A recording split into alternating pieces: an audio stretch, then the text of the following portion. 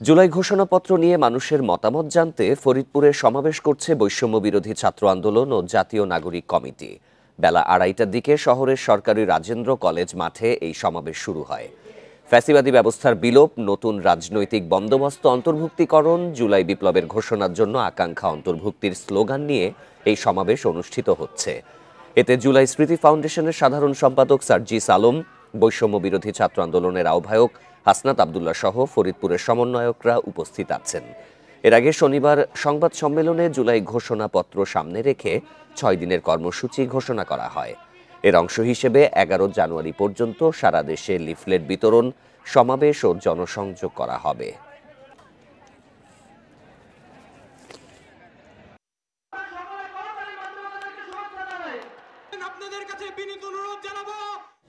এ বিষয়ে আরো জানাতে এবার ফরিদপুর থেকে যোগ দিচ্ছেন সহকর্মী SM মাসুদুর রহমান। মাসুদুর, বেলা 2:30টা থেকে তো এই সমাবেশ শুরু হয়েছে, তো সেখানে গণজমায়েত কেমন হয়েছে? যারা সাধারণ মানুষ তারা এই সমাবেশের প্রতিক্রিয়ায় কি বলছেন?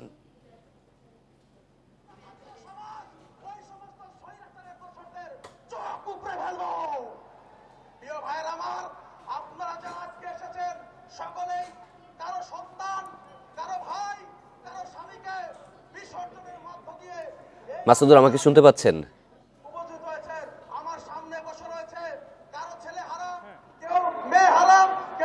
মাসুদুর, বেলা 2:30টার দিকে তো এই সমাবেশ শুরু হয়েছে, সাধারণ মানুষের উপস্থিতি কেমন, তারা প্রতিক্রিয়ায় কি বলছেন?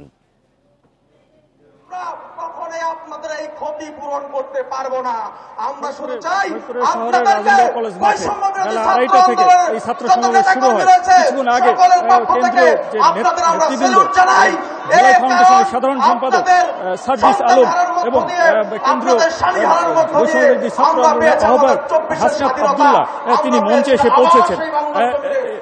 এছাড়া অন্যান্য নেতৃবৃন্দ মঞ্চে আসার পরে পূর্ণাঙ্গ যে সমাবেশ, সেই সমাবেশের বক্তব্য শুরু হয়েছে।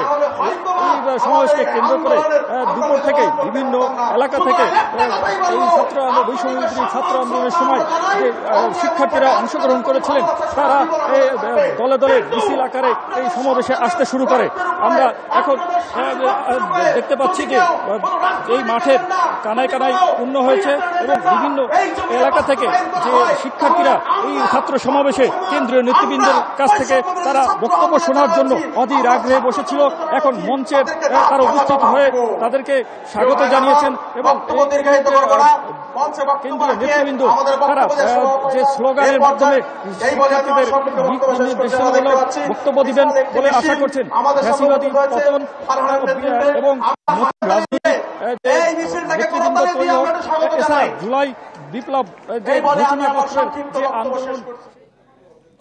জুলাই ঘোষণাপত্রের কর্মসূচির বিষয়ে জানাচ্ছিলেন সহকর্মী।